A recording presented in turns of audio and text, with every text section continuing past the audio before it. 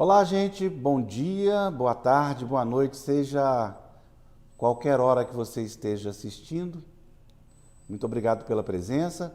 Esta é uma atividade do Fliaraxá, que esse ano, agora no nona edição de 2020, tem como patrono Clarice Lispector, que, se viva, faria 100 anos agora. É o centenário de Clarice. O Fliaraxá, além da Clarice Lispector, tem também como patrono João Cabral de Melo Neto e autores homenageados Conceição Evaristo e José Eduardo Agualusa. Hoje nós temos em tela, conosco da Holanda, Benjamin Moser e Heloísa Starling. Muito boa tarde, bom dia, boa noite. Eu não sei que hora que o pessoal vai assistir, então ficam os três. Muito obrigado pela presença. Benjamin, muito obrigado. Olá, Viu? boa noite, boa não sei o que é, boa tudo pra gente. Heloísa, muito obrigado. Além de curadora do Fliaraxá, é também a pessoa que nos dá o norte na curadoria. Muito obrigado por estar conosco, viu? Eu acho um privilégio estar com você, mas um privilégio muito grande poder conhecer, ainda que virtualmente, o Benjamin, que eu sou leitora dele, acho que todo mundo deve ser. Só para me deixar com ciúme, Então, né, eu Heloísa? estou Entendi. duplamente feliz, muito obrigada. Só para me deixar com E eu ciúme, né? estou em Entendi, né? Minas, eu estou em Belo Horizonte, ele está na Holanda e eu estou em Minas. Acho que é muito louco isso que a gente está vivendo. É, Parece ficção científica. Mas daqui a pouquinho a gente vai ser virou sugado normal, para né? Júpiter. Em pouco tempo ficou uma coisa normal pra gente. É, Mas é louco, né? é. Eu Sabe? fico me perguntando se algum dia eu estarei em Minas Gerais de novo. Não, vai estar, vai Sei estar. lá, tá tudo fechado agora, ninguém viaja, ninguém sabe. Aqui Vai está tudo passar, fechado. mas Vai pela passar. primeira vez na minha vida, você fica mais perto, ao mesmo tempo mais longe, quando eu imagino que eu não posso entrar no Brasil agora. E É nem a muito louco gente isso. pode entrar Parece na que a gente Holanda. está vivendo. E você imagina uma pessoa como eu, que ainda chama computador de cérebro eletrônico, tendo que lidar com tudo isso. É tudo muito de repente, né? É, Mas claro. desculpa, Afonso, nós vamos começar a conversar aqui, viu? Vamos, Vamos, vamos. problema nenhum, Elo. Bem, eu queria pedir para a Heloísa fazer a primeira pergunta ao Benjamin sobre a Clarice. Olha, eu fiquei pensando muito, né? E eu sou uma historiadora, tá? Ele é um biógrafo, né? Eu acho, aprendi com um grande historiador, que é o Evaldo Cabral, um grande historiador brasileiro, Benja, que o historiador ele só faz, e eu penso que também o biógrafo, a gente só faz uma escolha, que é o seguinte: a gente só faz a seguinte escolha. Essa é uma história que precisa ser contada, né? Sim. Então, essa é a escolha que a gente faz. Eu acho que para abrir a nossa conversa, a gente pode pensar quais são as razões, né? Por que você fez a escolha, Clarice, para além da dificuldade de estudar chinês, né? Eu sei que você foi estudar chinês, achou difícil demais e foi estudar Clarice. Então, Vou estudar mas eu queria português, né? pensar, mais ou menos, né? Eu É. queria pensar um pouco isso, quer dizer, por que foi essa escolha do biógrafo, né? Essa história precisa ser É. contada, Olha, eu né? estou muito de acordo com você, porque eu terminei esse último livro do Sontag, e agora eu estou nesse meio tempo de ficar me perguntando o que eu faço agora. Eu tenho muitas ideias, e para mim é muito importante fazer coisas necessárias, porque tem muita coisa na livraria que a gente não precisa realmente, que é um livro que realmente é uma matéria de jornal, uma coisa que ficou 200 páginas. Eu quero fazer coisas vitais que realmente são importantes. E Clarice, além da história de ter fracassado na língua chinesa e ir para o português, que era mais fácil, e depois foi Clarice que me segurou, assim. Eu tive essa sensação que eu acho que o leitor de Clarice entende que ela que me escolheu, de certa forma, porque ela, apesar da fama que ela tinha no país dela, não tinha viajado o suficiente. Ela tinha ficado na língua portuguesa, tinha uma tradução aqui, outra lá, e o momento em que ela, sabe, ficou conhecida em certo meio. Mas eu achei que ela merecia um tratamento que lhe desse o lugar devido, né? Porque a Clarice ela é brasileira, mas ela é um dos poucos. Cada geração tem, não sei, 5, 7 gênios universais que realmente da Mongólia até a Arábia Saudita, até a Belo Horizonte, pertence ao mundo. E eu acho que foi essa ideia. E uma das grandes recompensas da minha vida tem sido a repercussão do meu trabalho.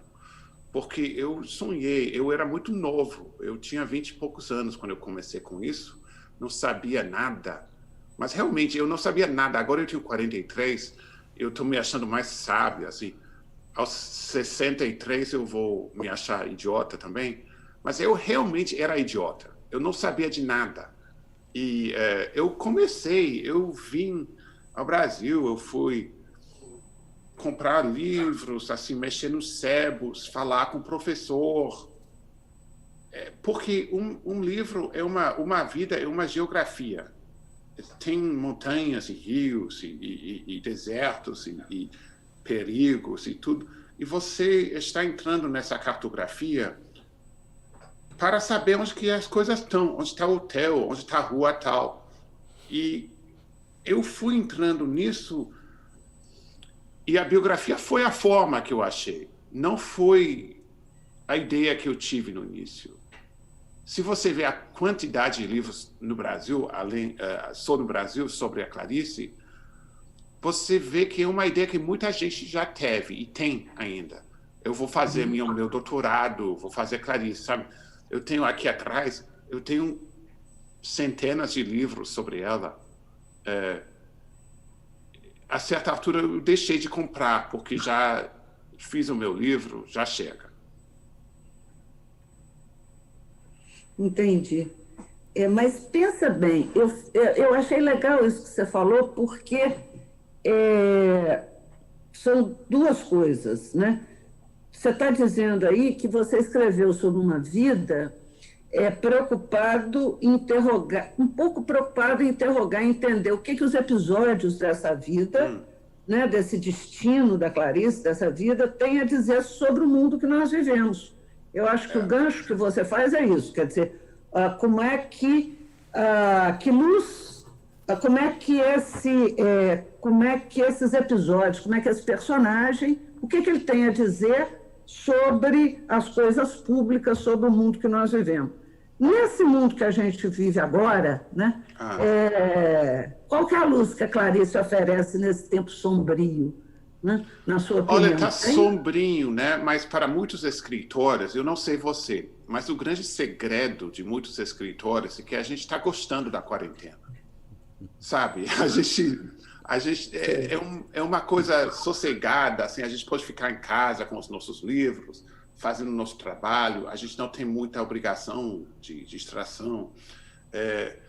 E isso eu acho que tem a ver com Clarice, porque Clarice é a maior exponente da ideia da interiorização, né? De ir para dentro e descobrir o que está no nosso ser, na nossa alma. Eu falei de cartografia, né? de mapa, guia-mapa, como se fosse de uma cidade, mas Clarice é um guia-mapa da alma humana. E isso, quanto mais a gente... Clarice virou uma coisa profissional para mim, de certa forma, né? Eu falo sobre ela, eu faço as traduções sobre ela, eu represento ela em várias coisas internacionais. Então, virou uma coisa meio de trabalho, mas para mim, sobretudo é isso. A Clarice é um espelho da alma humana. Então, eu peguei Água Viva outro dia porque eu estava mexendo nos meus livros. Você vê que é uma bagunça. Eu estava 6 meses fora. Ainda não está muito boa, né? Mas é importante jogar fora de vez em quando. Eu peguei uma edição barata de Água Viva dos anos 90, que eu tinha quando eu era estudante ainda. E esse livro eu já li não sei quantas milhares de vezes, né? Mas é uma fonte de alguma coisa muito importante. Eu acho que é o momento ideal para ler Clarice agora, justamente porque a gente está sendo chamado, quem acredita na vocação, né, divina ou alguma coisa, a gente está sendo chamado para calar a boca, ficar em casa, leia, pensa. Muito bom. Qual é a ferramenta que a Clarice vai produzir para acionar o pensamento do leitor, na sua opinião? Para que ele possa acender o pensamento? Porque eu concordo com você, é preciso pensar, porque se nós não pensarmos, nós vamos entrar num tempo ainda mais sombrio. Né? Mais sombrio. Eu acho que para a acionar falta, sabe, eu ganhei, modéstia à parte, né? Mas só para essa história, eu ganhei o prêmio Pulitzer esse ano, que é o maior prêmio Eu dos acho Estados que você é uma pessoa insuportável de ter ganho o prêmio Pois Pulitzer. é, Eu não mas vou nem eu conversar também mais acho, com porque você. uma coisa... Não, quero ir embora, cadê? Quero ir embora. Mas nesse fala sério, momento, diga. um amigo me falou, mas agora, Benjamin, você pode, o maior prêmio de ganhar o Pulitzer é que você pode sair do Twitter. Eu falei, nossa, ele tem razão, sabe? Porque a gente fica lá, se eu vou desaparecer do mundo, se eu não ficar dando minha opinião 58 vezes por dia, sabe? Mas isso... Aí eu fiz na hora. Eu desliguei desse amigo, eu falei, ele tem toda a razão. Clique, eu desliguei e eu sumi completamente de rede social. Só tenho o Instagram agora, porque eu gosto de fotos. Mas eu achei que a sensação, a aflição que dá a atualidade permanente, 50 milhões de tweets por segundo, precisa de uma força, né, para a gente se ausentar disso. E Clarice, para mim, é a maior pensadora, filósofa da calma, e da calma forçada, porque Clarice é uma pessoa que não tem nenhuma calma dentro da alma dela. Não tem. Ela é agitada, ela é inquieta, ela é desassossegada, mas ela se instrui. E pela instrução que ela dá nisso, a gente pode acompanhar, porque eu trabalho há quase 20 anos nas traduções dela para o inglês e para outros idiomas também. A gente vai lançar aqui na Holanda, holandês, os livros infantis agora, então é um trabalho permanente. E a linguagem da Clarice, o português dela é muito, muito, muito difícil para a tradução e até para muitos brasileiros. Mas o que não é difícil na Clarice é o pensamento dela. Ela é até tão óbvia, as coisas que ela fala, que a gente nunca teria falado. Por que eu nasci? Por que eu vou morrer? São coisas que a gente nem fala. Então, eu acho que Clarice para mim, é um tipo de lago, um parque numa cidade, sabe? É um lugar de calma e de coisas melhores, né, do que a atualidade. Benjamin, agora, Fala. qual a Clarice, né? Eu sempre tive essa impressão, né, de tudo que eu já li, de tudo que eu ouvi dos amigos da Clarice. Da Nélida já me falou muito de Clarice. Marina Colasanti, horas de Clarice. Marina era muito próxima da Clarice. Claro. E os personagens que ela construiu caminham em diversas direções, digamos assim. Macabeia tem ali a sua função. Os personagens até os personagens que ela criou nas suas crônicas também têm ali uma função. Eu acho que ela consegue explicar bastante a alma humana nessas diversas direções. A minha pergunta vai um pouco no sentido da que a Elô fez, mas para tentar trazer para o que nós estamos fazendo hoje. Qual das Clarices se aproxima mais do momento de hoje? Aquela Clarice da Macabeia, a Clarice mais metafísica, né? Você acabou de dizer que esse é um momento para parar, pensar e estudar, e aí sim me veio a Clarice metafísica, a Clarice incompreendida, né? Essa coisa toda. Porque isso você fala incompreendida, é uma coisa muito legal. Eu dou de presente hoje, oficialmente, quem não gostar de Clarice ou quem não captou Clarice, que não se preocupem, né? Porque é uma coisa tão... as pessoas falam que é hermética, que é difícil, que não sei o quê. Para quem captou Clarice, não tem nada disso. É uma coisa muito óbvia e que chega de forma emocional mais do que nada. Depois você pode fazer sua biografia, sua tradução, sua não sei o quê, sobre sua tese sobre isso, mas basicamente Clarice é uma coisa que entra até fisicamente, é uma sensação muito forte, Clarice. E acho que se a gente está falando dela nesse centenário, 100 anos depois do nascimento dela e mais de 40 anos depois da morte dela, e que eu recebo coisas diariamente pelo mundo, né? Não é só de Minas Gerais ou de Pernambuco que você espera que isso seja vivo, mas do mundo, de pessoas que me escrevem sobre como foram tocados por ela, como que Então, para mim, a Clarice que eu fico mais ligado, talvez, é justamente essa presença. É uma coisa dela que, quanto os avatares que ela tem, que são todos os personagens, e todas as idades da Clarice, que ela começa muito nova, já adolescente, começa a esboçar contos e coisas, até o final, porque ela está escrevendo no hospital, no leito da morte dela, é essa personalidade que me atrai, sabe? E essa sensação de estar muito próximo de uma pessoa que eu nunca vi na minha vida. Eu tinha 1 ano quando ela morreu. Mas que é muito mais próxima de mim do que eu sou a muita gente. E também eu tenho a sensação, se eu posso entrar um pouco no misticismo, que ela está próxima de mim também, entendeu? Que eu sinto isso, é um pouco esquisito falar isso de uma pessoa morta, né? Mas ela é um anjo, uma coisa que ela está comigo, de certa forma. Vá saber se isso é verdade, mas eu sinto assim. Heloísa, eu queria te devolver uma pergunta que, na verdade, você vai fazer, mas eu gostaria que você falasse sobre ela antes de fazê-la formulada para o Benjamin, que é essa espécie de atualidade da Macabeia. Quem hoje seriam as novas, ou os novos, ou não tem gênero? Acho que a coisa sem gênero da Macabeia também é muito simpática de pensar, né? Quem seria hoje na composição da sociedade brasileira essas Macabeias?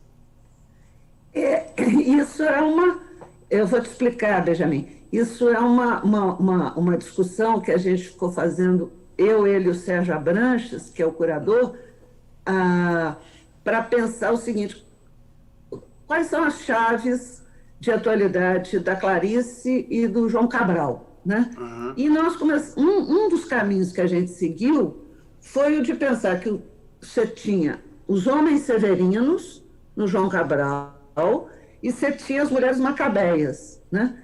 E eu comecei a imaginar, e aí eu quero saber realmente se faz sentido isso para você, que hoje esses homens severinos e essas mulheres macabeias, eles são qualquer um que a sociedade brasileira descartou, o refúgio, né? Eles são o refúgio humano, o indivíduo que não tem, ou que, sei lá, não pôde ter, né, reconhecimento e visibilidade na sociedade. É como se eles estivessem presos a um país que vai negar a eles tudo aquilo que eles precisam fundamentalmente, né? Uma esperança de escapar da miséria, um lugar social estável, né?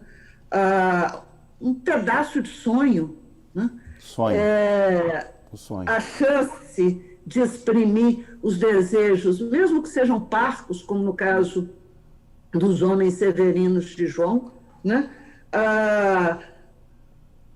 Pela linguagem, né? A capacidade de exteriorizar o pensamento. Então, eu fiquei pensando, nós ficamos discutindo muito, nós três, a respeito disso. Se a Clarice concordaria, né, com esse desamparo das mulheres macabeias, sabe? Se a gente pode pensar que as mulheres macabeias hoje estão atualizadas nesse refúgio, né, nesses indivíduos que não têm reconhecimento e visibilidade numa sociedade profundamente hierárquica e profundamente injusta, né? Ou se eu estou sendo muito historiadora aí com a...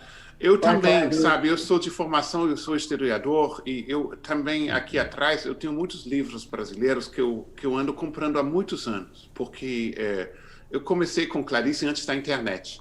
Agora você acha tudo, né? Mas eu comecei a comprar tudo que eu podia achar sobre Clarice, sobre o mundo dela, depois eu fui... E uma das coisas muito bonitas do Brasil, eu acho que é a macabeiade, né? Como você diz, o Fabiano, sei lá, o Severino, todas essas figuras que são... Isso começa... Fabiano, você está falando de Vidas Secas, né?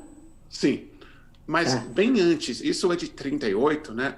Mas 50 anos quase antes disso, já começam os brasileiros a esboçar um retrato que não existe, e não existe mesmo, o retrato da miséria e da pobreza, da exclusão, da escravidão, tinha um pouco, né, no século XIX, mas foi uma coisa mais política.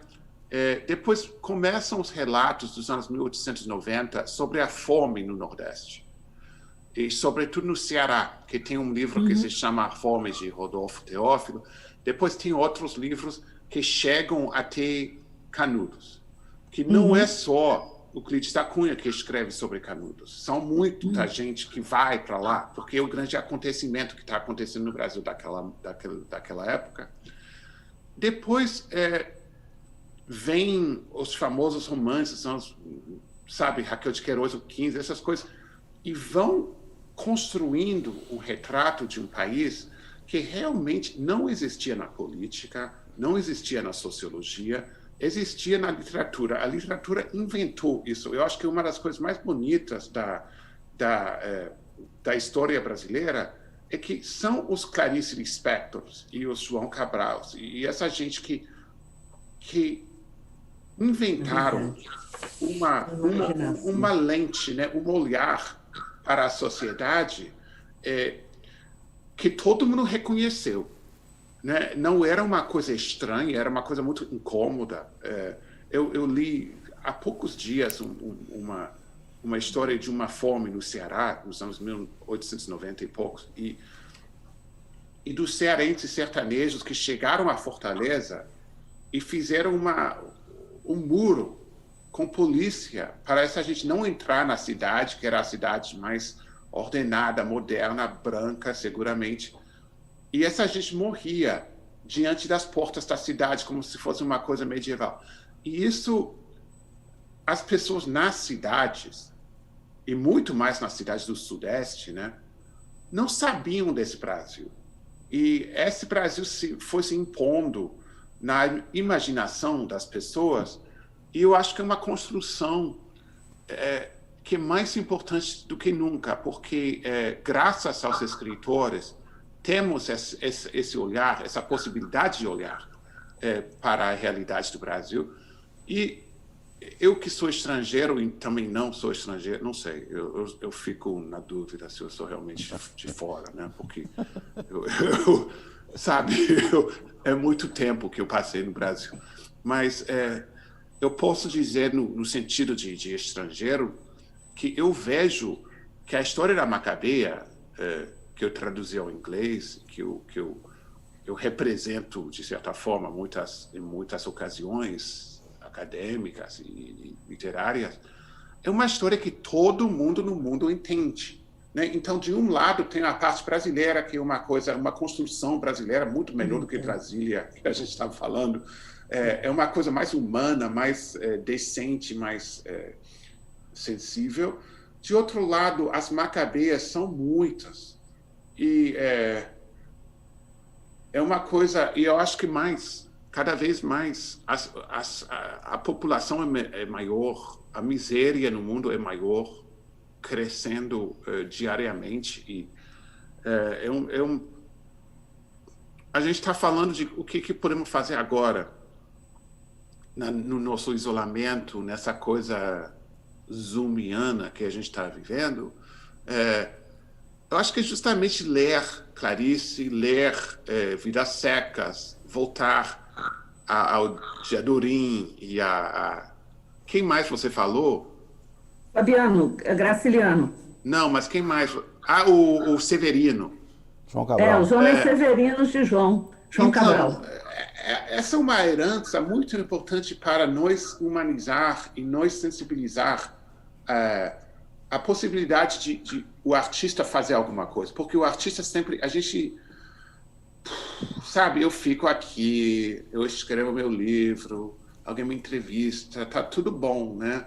Mas se você conhece essa entrevista, a única da Clarice com a TV Cultura, no final da vida ela diz, não muda nada. O que eu faço não muda nada. Eu escrevo por não ter mais nada que fazer nesse mundo, sabe? E uma sensação que eu acho que todo mundo tem, porque eu não posso mudar o Brasil, entendeu? É uma coisa de louco pensar isso, mas você pode mudar a sua maneira de olhar para a sociedade. Então, eu fiquei meio nacionalista da literatura brasileira, porque eu vejo esse esforço de fazer isso, de ver. Eu fiz uma resenha no 451, no ano passado, nesse ano, do livro Chico Felice, que se chama Ricardo e Vânia. Não sei se vocês chegaram a ler. Da Todavia, né? Da editora Todavia? Isso. E esse livro, ele pegou uma pessoa que a sociedade enxerga como um lixo, né? Como e ele dá uma dignidade a essa pessoa, dá até um nome a essa pessoa. E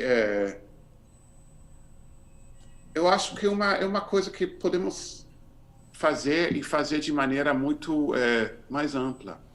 Benjamin, eu estava aqui refletindo sobre uma das coisas que eu mais observo, porque a minha vida, esses 34 anos de Sempre um Papo, eu convivi com um grande número de escritores que conviveram com Clarice, voltando a esse assunto. E o que mais eu observei nessa trajetória, além dos relatos mais pessoais que eu ouvi sobre a Clarice, é que daquela turma que ela participava, Fernando Sabino, Paulo Mendes Campos e tantos outros que formaram aquele grupo, o grupo dela, né? Claro. Ela impôs, de certa forma, a palavra não é impôs, ela ensinou uma mentalidade de profissionalismo literário que com ela e depois dela se tornou normal. A literatura, de certa forma, era encarada, naquela época, como um hobby, principalmente porque todos os escritores tinham outras profissões. Aquela velha piadinha que a gente faz aqui, não, Heloísa? Qual que é a piadinha? Você escreve, como é que é? Você escreve, tá, e você ganha vida como? Não, mas escuta, eu vou falar uma coisa muito importante. Isso é até hoje. Eu não sei se a Clarice faz essa ruptura. Não sei. Não, escuta, tem uma coisa, não sei se vocês podem adivinhar, não quero incomodar ninguém. Primeira pergunta, quantos escritores brasileiros no século XX ganharam a vida com livros? Jorge Amado. Bom, vou dizer, Não. são três. São três. Érico Ah, são três? Veríssimo, Érico Veríssimo ganhou, sim, Érico Veríssimo, até certo ponto. Jorge Amado. Você está falando do século XX. século XX século todo. XX. Clarice. E Fernando Sabino. Ah! Só. Fernando Só. Sabino No Brasil. Então, ganhou, é uma coisa... ele ganhou porque também era editor. Vamos Quem? fazer Fernando um Sabino? ponto aí. Sim, mas ele Tira ele da conseguiu lista. Ele era editor. viver disso. Ele vendeu suficientemente e ele escreveu não sei quantos, 40 livros. 40 e tantos livros. Uma loucura. Mas então, quando a gente fala sobre isso, a gente está falando de uma coisa estrutural na sociedade também, que não permite que muita gente sobrevive assim. Não é muito possível não traduzir, o dar aula, ou ser editor, ser jornalista. Isso quase todo mundo faz. Mas, olha, eu acho que é muito... Tá, mas é uma muito boa raro. pergunta. Aqui na Deixa eu até te Holanda, interrompendo, tem bem. uns... De que a Clarice vivia especificamente? De que o quê? Como a Clarice vivia financeiramente? Então, isso é importante. É uma coisa para uma biografia que é muito fundamental. Como que a pessoa viveu. Isso é muito simples. A Clarice era uma órfã de família pobríssima, imigrante. Ela não tinha nenhuma possibilidade de ser escritora, a não ser que ela casou com um diplomata, que ela logo se separou, logo não, mas ela se separou depois de 16 anos de casamento, e ele enviou $500 por mês para o Leme. Não podia sobreviver escrevendo crônicas no Jornal do Brasil, isso não existia. Então, todo mundo tinha essa obrigação. Eu acho que a ruptura maior na Clarice, que a gente enxerga eu vejo isso porque eu já estudei literaturas nacionais, que nacional é uma coisa meio ampla, que às vezes não tem muito significado, mas é que podem ficar decadentes. Tem momentos...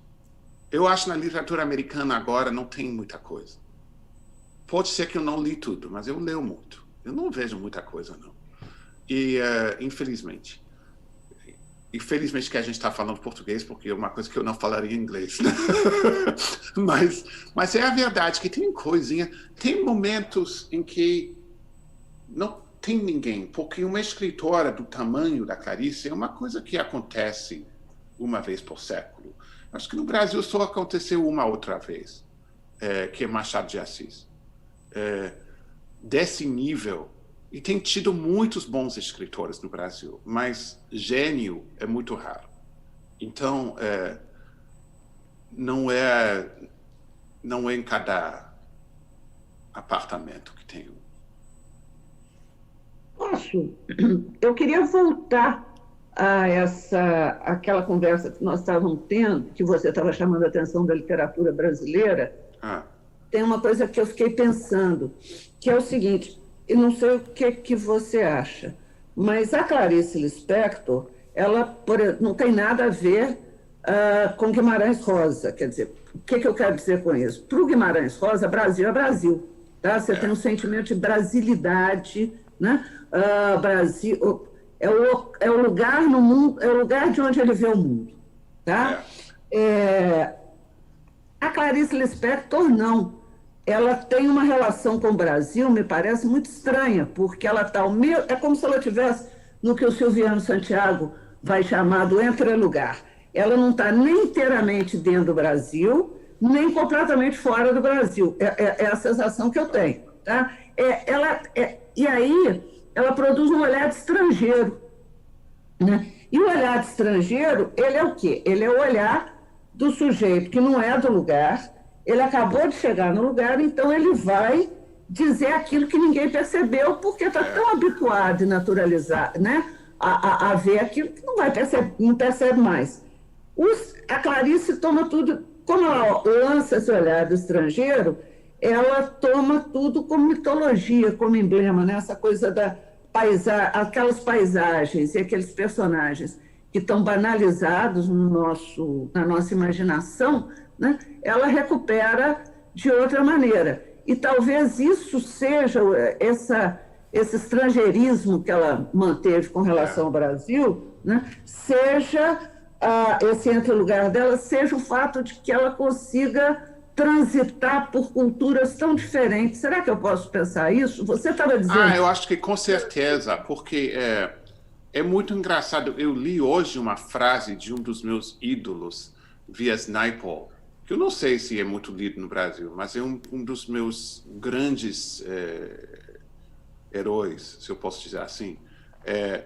E ele fala dos primeiros... Ele veio da Ilha da Trindade.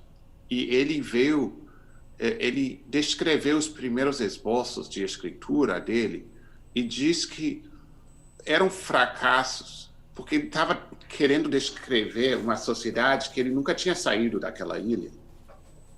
Ele diz, eu não podia descrever a minha ilha porque eu não tinha visto outros lugares, que é só por comparação que você enxerga uma coisa. E até para Guimarães Rosa, o Guimarães Rosa passou muitos anos da vida dele fora do Brasil, como diplomata. Eu acho que a brasilidade dele é uma coisa totalmente construída. É uma coisa... Se a gente sabe o vocabulário dele, o olhar dele, é um Brasil totalmente na cabeça dele, que você imagina ele na Alemanha, pensando em Cordesburgo, sabe? E aí fica uma coisa muito louca e muito engraçada. E acho que Clarice é mais sutil, porque ela veio de outro país, de outra sociedade, assim, mas ela passou toda a infância dela no Brasil. Completa, ela não tinha lembrança de outro país, mas também ela tinha uma família, uma língua, uma religião que não tinha nada a ver com o Brasil. Então, eu acho que esse lugar entre os lugares é quase sempre o lugar do artista em todos os países. Eu acho que quem só fica no mundinho dele, não. Isso é um problema para os brasileiros, muito grande, igual para os americanos, que quando o país é muito grande, é muito difícil viajar.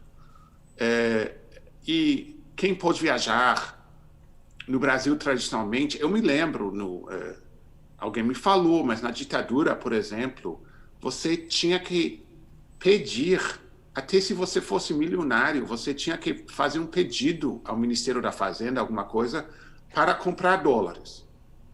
Ou seja, se você não era amigo da ditadura, eles negaram esse permisso e sem dólar você não saía do país. Era muito simples. Então, mas esse é um problema de muitos países grandes, que são grandes demais e não tem essa reflexão e não e acham que o Brasil é o mundo, né? Com os americanos é a mesma coisa, os russos é a mesma coisa, os chineses é a mesma coisa, os indianos é a mesma coisa. E então esse não lugar, esse ida e volta, eu acho muito saudável. É muito importante os escritores viajarem. Benjamin, vamos falar um pouquinho da Clarice para crianças? Se te fosse dado o encargo de falar, de fazer uma apresentação, como você responderia a essa pergunta? Como colocar Clarice Lispector na escola brasileira ou na escola? Bom, é uma coisa que eu já me esforcei muito para fazer isso em várias ocasiões no Brasil, para falar dela nas escolas públicas. Eu fui no Maranhão uma vez, numa escola super de periferia. Eu fui numa favela de São Paulo, que alguém me convidou para falar de Clarice. Eu fui em muitas escolas pelo Brasil para falar de várias idades. É uma coisa muito legal. É um desafio, porque quando eu estou falando com vocês, eu falo assim normalmente como eu falaria de adulto para adulto. Mas é uma coisa que a gente tem que captar a energia das crianças para entender como que eu posso me aproximar deles. A primeira coisa, por exemplo, nessas favelas de São Paulo, que eu falei em várias escolas, falei que era uma criança pobre, que tinha perdido a mãe muito jovem, aos 9 anos, e toda criança sente isso, e que, como pela tristeza que ela tinha, ela ficou fabulando, ela ficou inventando histórias, porque ela estava triste e ela queria ficar mais alegre. Então ela foi contando história. E aí as crianças entenderam isso completamente. E tem, de outro lado, os livros que ela própria fez para os filhos dela, que eu acabei de traduzir em 2 idiomas, que é muito legal. Você vê como Clarice fica diferente e como funciona também muito bem em outro idioma, que a gente sempre tem essa dúvida sobre, porque tem por exemplo, num livro, a galinha come muitas frutas, tipo jabuticaba, sabe? Essas coisas assim que só existem no Brasil, sabe? E você fica pensando, será que uma criança na Noruega, ou sei lá, vai entender o que é isso? Mas você deixa e a criança entende, sim, porque a criança tem mais fantasia do que a gente. E a criança não é tão geograficamente limitada que a gente fica olhando no dicionário para saber o que é a jabuticaba. Mas eu acho que, como os adultos, na minha experiência, as crianças que entendem Clarice, entendem. E as que não entendem, não entendem. Quer fazer alguma pergunta, Elô? Eu estou pensando aqui, porque eu acho que esse processo que o Benjamin está falando, de levar, quer dizer, está levando a Clarice no mundo inteiro, que eu acho que é uma coisa... Ela está te devendo essa, tá, Benjamin? Ela está te devendo um jantar.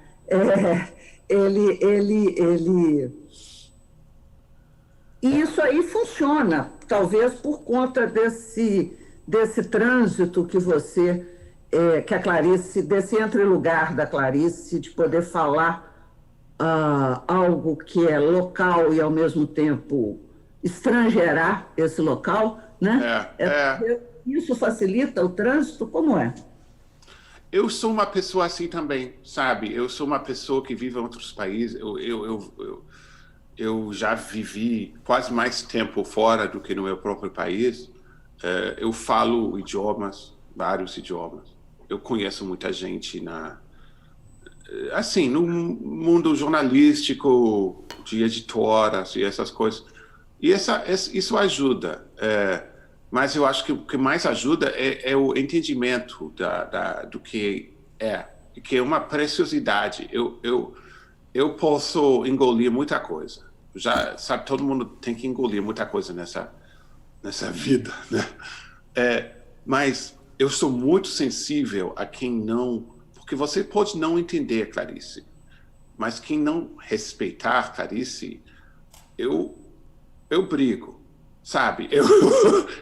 Eu sou defensor dela.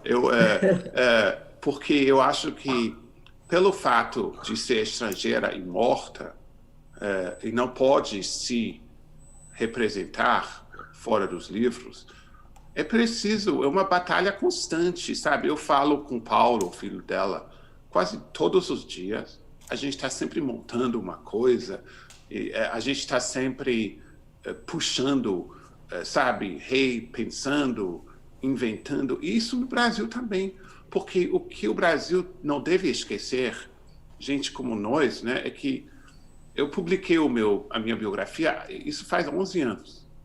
Então, eu fui para a Flip, eu fui para essas coisas, eu estava em todos os jornais, só que acontece que isso faz 11 anos, e a criança que tem 18 anos agora, que está estudando Clarice no vestibular, ou sei lá, na escola, não pegou nada disso. Então, tem toda uma geração que a gente tem que evangelizar, de certa forma. E é uma coisa que dá muito trabalho, mas que é um trabalho que eu sempre gostei de fazer, porque eu acho que tem tanto trabalho ingrato, né, no mundo. É verdade. Mas então ela está te devendo 2 jantares, tá legal? Não, mas é muito gratificante mesmo, sabe? Eu sei. Eu não estou perdendo o meu tempo. Não, eu acho que não. Eu perco meu tempo em tantas outras coisas, mas na Clarice não. Benjamin, nessa trajetória que você tem de colocar o mundo da Clarice no mundo, Ah, Existem países que aceitam, entendem menos ou mais Clarice? Qual é o panorama que você dá assim da obra da Clarice no mundo?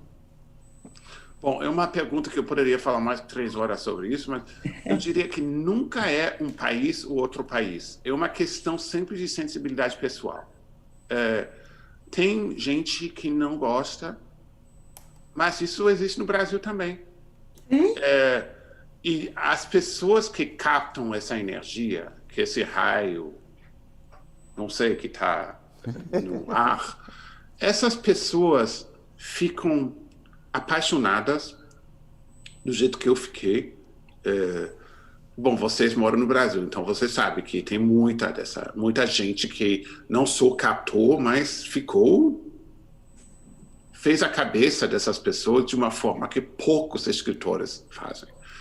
E mas tem sido uma coisa maravilhosa fazer isso. Agora eu estou lançando esse livro aqui, vamos lançar Aprendizagem, o livro Os Prazeres em inglês e os livros infantis em inglês. Estamos fazendo uma edição centenária de A Hora da Estrela em inglês também. Mas é uma coisa que países que nem são países, né? Não diga isso para ele, mas sabe, que surgem na Albânia, alguma coisa assim.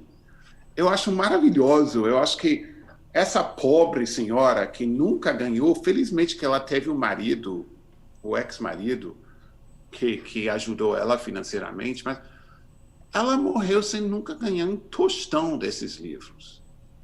E achando. Bom, ela era apreciada nos círculos que vocês falaram, né? Nos amigos intelectuais, acadêmicos do Brasil, de certas. Sabe, mas que isso são 5 bairros no país, né? Mas a irmã dela falou uma coisa sempre para mim, que eu falei, você acha que a Clarice sabia o que ela tinha feito, que ela tinha alcançado? E ela era muito fofa, a dona Tânia, que morreu antes da biografia aparecer. Mas ela falou muito sério, ela falou, a Clarice sabia muito bem que tinha deixado uma herança sem par ao Brasil. Eu eles achei. sabem. Hã? Eles sabem o que eles fizeram, o que eles É, escrevem, né? Eu é, também acho que eles sabem. é. Eles E têm então, dimensão. Eles podem não ter a certeza completa, ter ah, uma certa incerteza, né? Porque você não sabe. Mas eles sabem o que eles escreveram, né? eu acho impossível a Clarice não saber o que Sim. isso era. Então Isso era já uma coisa que, em português, eu acho que sou. Sim, Fernando Pessoa, no século XX, e Clarice são os dois grandes. Eu acho que. E tem muitos grandes, eu não estou querendo insultar os outros, né? Guimarães Rosa, o João Cabral, mas não é Clarice, como não é Machado de Assis. o Benjamin, já que nós estamos falando de espiritismo, Hum. já que virou espírita aqui, com a experiência da presença da Clarice aí do seu lado, eu que já li que ela sofria de tantas angústias, né? Ah, Tantos desacertos, tantas coisas que a desagradavam no mundo, né? No mundo humano, né? Não falo do mundo material. Qual você acha que era o maior desconforto da vida dela? Qual a maior angústia que ela tinha? eu não tenho dúvida nenhuma de que foi a doença do filho dela, que teve uma espécie de esquizofrenia, ou de alguma doença mental desde muito pequeno, e não poder ajudar o filho dela, que morreu recentemente até, o Pedro.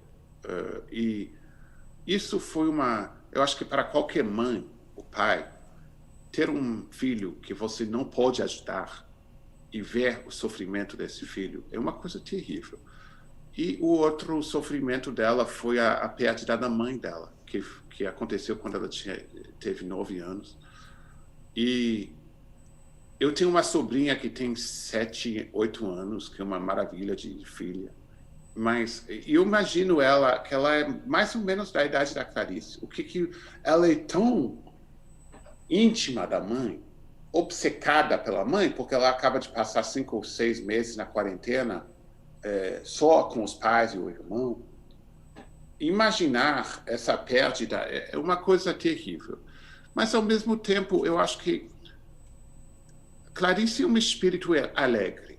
Eu fiz essa biografia da Susan Sontag, então eu tenho aqui como 2 vultos meu do espiritismo, e a Clarice é um espírito alegre, a Susan não é.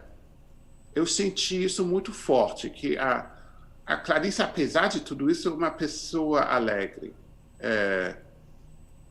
É uma pessoa que dá felicidade aos outros, que dá entendimento e luz. Mas não sei, eu acho que são as sensações que eu tenho. Então, para falar de mais uma sensação, que para mim é um absoluto paradoxo, e eu já fiz essa pergunta para várias pessoas que trabalharam com Clarice, era Clarice o amor. Eu não consigo compreender, nem na literatura dela, como de verdade ela encarava o amor. Bom, é uma pergunta muito boa, porque ela trabalha e retrabalha essa pergunta. Eu sou vegetariano, é uma das coisas que eu sou muito militante nisso. Eu até pretendo fazer um livro sobre isso, sobre a conexão de vegetarianos com a arte. Mas ela foi na Floresta da Tijuca comer galinha ao molho pardo, né? Molho preto, não sei como se chama. Que molho que é feito da galinha, do sangue da galinha viva, que eles, não sei como se faz, mas molho a galinha tem que ser morta que na hora e o sangue para fazer o molho. Não, bom, você precisa da galinha, você tem que matar a galinha para usar o sangue. É uma comida cara, a culinária mineira. Então, veja bem o que você vai falar. Não, mas não deve ser. A Minas Gerais tem que se civilizar um pouco mais, porque é uma coisa horrível isso. Já chega. Eu sou anti-carne totalmente. Eu sou... Meu Deus do céu, se eu começar a contar os detalhes, como é que mata a galinha, hein, Loiro? Lá em Muriaé, como é que matava a galinha? Pega o pescoço, corta a beladinha, fica segurando para descer o sangue. Fica segurando, segura a cabeça, o mundo inteiro fica deixando o sangue cair, aí o sangue cai numa tigela. Mas só para chegar a Clarice nisso, a Clarice diz que isso também é amor. Então, vá saber o que isso quer dizer. Sabe, a Clarice acha que a truculência, a crueldade é amor também. É uma coisa que eu demorei muito em entender isso. Eu acho que eu entendo. Eu não acho que eu possa explicar. Do outro lado, tem um livro, esse que eu falei, que a gente está editando agora, publicando no ano que vem, abril, em inglês, que é uma aprendizagem do livro dos prazeres. Que é um livro que ela fez depois de terminar com outro mineiro, né, o Paulo Mendes Campos. Ela queria saber, no sentido mais banal da palavra, como se ama, como uma mulher pode ir para a cama com um homem. Essa é basicamente a pergunta no livro. É uma coisa, de certa forma, misteriosa, porque o livro é muito... Ela fala muita besteira nesse livro. Muita besteira. Eu sou fã-clube número 1, presidente e imperador. Eu amo Clarice Lispector, dediquei 20 anos da minha vida a essa mulher. E esse livro me incomoda muito, porque é um livro sobre o amor como uma entrega total de um ser a outro ser, que talvez seja essa conexão com a matança e comer outro ser. Comer em brasileiro, né, tem os 2 sentidos. E isso eu acho que na obra da Clarice também, né? Comer sexualmente, comer fisicamente uma comida. Mas é uma coisa muito além dos lugares comuns que a gente usa para o que a gente hereda, né? Da sociedade, da novela das 8. de o que o amor é uma coisa muito mais complicada. E por isso que eu adoro pensar na Clarice. Eu fico meio na dúvida quando você me pergunta isso, porque como que eu vou responder? Tudo nela não é o que parece. Tudo nela é mais complicado. Só uma coisa, e eu Uau. quero saber só o seguinte: tem tempo, Afonso, para uma questão? 3 minutos, né? Tá. 3 minutos para encerrar. Era só para te perguntar, e talvez a gente tenha que continuar essa conversa se o Afonso deixar, marcar outro dia, porque como é que você chega atrás de uma pessoa que construiu para si uma persona, né? No sentido grego do termo, Benjamin, é uma máscara com a função de esconder a pessoa, mas deixar a voz dela sair, né? Como é que você chega? Que é isso que você está falando aí da Clarice. Como é que a gente chega nisso, como biógrafo? Persona, a palavra latina, quer dizer uma máscara. No sentido do teatro. É uma coisa que você coloca para se esconder, mas também para se revelar. E Clarice diz que... Para que a sua voz seja ouvida, você não se revela. É a sua voz que é ouvida. Eu acho que o bacana de ter um personagem para Clarice é isso, é só a voz dela que ela fala. No teatro, você não vê a cara, mas você ouve a voz. Isso. Na Clarice também. Totalmente. E eu acho que ela é uma pessoa muito mascarada. Uma coisa que eu já tive várias pessoas que não gostam, que eu falo da beleza física da Clarice. Eles acham que a escritora não deve ser julgada. Não é isso, né? Mas é uma coisa... A Clarice era colunista de maquiagem e de cabelo, de tudo no Rio durante muitos anos. E você enxerga isso, você lê as crônicas que ela fez sobre a máscara, sobre como você se prepara, como você bota perfume, como você faz o batom e tudo isso. Você vê muita gente, por motivos snobs, eu acho, basicamente, que querem escrever sobre a paixão segundo chegar, mas não querem escrever sobre batom, né? Não vem a seriedade com a qual a Clarice se aplicou a essas coisas. Ela tinha pensado muito profundamente na aparência da pessoa e como você se revela e como você se protege, porque a máscara é uma proteção. E a persona, eu acho que todo mundo constrói, né? Porque a gente muda. Eu que estou falando aqui com vocês numa coisa sobre Clarice Lispector, não sou a mesma pessoa que vai para o supermercado. Né? Eu não falo nem o mesmo idioma, porque lá eu falo outro idioma. Eu não tenho a mesma roupa, eu não tenho a mesma voz, sabe? Então, a reflexão sobre a máscara, sobre a persona, a diferença, que é uma coisa super sontaguesca também, que eu adoro, a diferença entre a fotografia da pessoa e a realidade que está atrás da fotografia, esses são os vínculos que me fascinaram. E muita gente acha que Susan, por exemplo, e Clarice, que são duas mulheres, que são escritoras, ou são judias, não sei o quê, são semelhanças também. Mas o meu interesse por elas é como que elas enxergam essas realidades.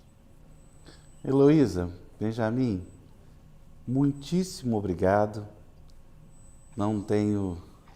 Vou ficar pensando horas aí, tanto que foi importante o seu depoimento e a sua colaboração, Heloísa. Muito obrigado, até a próxima. Você vai ter que... Benjamin vai vir, esse vírus um dia vai passar, Benjamin vai vir a Minas Gerais, nós vamos sair os 3 para falar mal de Clarice Lispector. Pode ser assim? Pode. Eu nunca falo mal dela. E de preferência comer um frango ao molho pardo. Não, sem frango ao molho pardo. Não, Deus me livre. Mas o Brasil sempre tem opções vegetarianas, né? Tem países que não tem. Muito. Que é horrível. Eu tenho que te agradecer, Afonso, pelo programa. Foi muito legal participar. Muito obrigada. Eu que agradeço. E Benjamin, mais para a gente, tá? Por favor, Escreva mais para a gente ler. Eu estou numa dúvida terrível agora de como que eu faço. E agora, uma coisa ruim de receber um prêmio é que todo mundo fica esperando que a próxima coisa seja melhor, né? Seja tão bom quanto. E é uma pressão, né? Mas vou na frente. Obrigado, viu, gente? Obrigado a vocês. Tchau. Tchau. Obrigada a vocês. Tchau.